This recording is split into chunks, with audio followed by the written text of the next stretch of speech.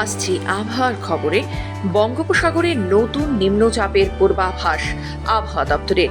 শুক্রবার উত্তর ও দক্ষিণ 24 পরগনায় ভারী বৃষ্টির পাশাপাশি কলকাতা সহ বাকি জেলাগুলোয় বিক্ষিপ্ত বৃষ্টির সম্ভাবনাও শুনিয়ে রেখেছেন আবহাওয়াবিদেরা। আলিপুর আবহাওয়া দপ্তর জানিয়েছে, আপাতত বাংলাদেশের ওপর একটি ঘূর্ণাবর্ত অবস্থান করছে। এই ঘূর্ণাবর্তই শক্তি বাড়িয়ে নিম্নচাপে পরিণত হওয়ার লক্ষণ দেখাতে শুরু করেছে।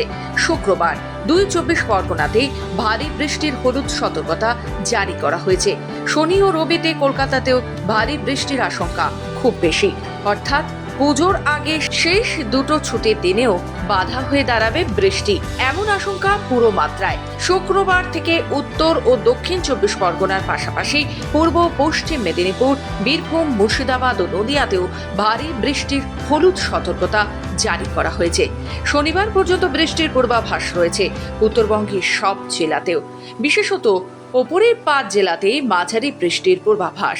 বাকি জেলাগুলিতে বিক্ষিপ্তভাবে হালকা থেকে মাঝারি বৃষ্টি হবে, তবে ঝড় বৃষ্টির কোনো সতর্কতা জারি হয়নি কোনো জেলাতেই।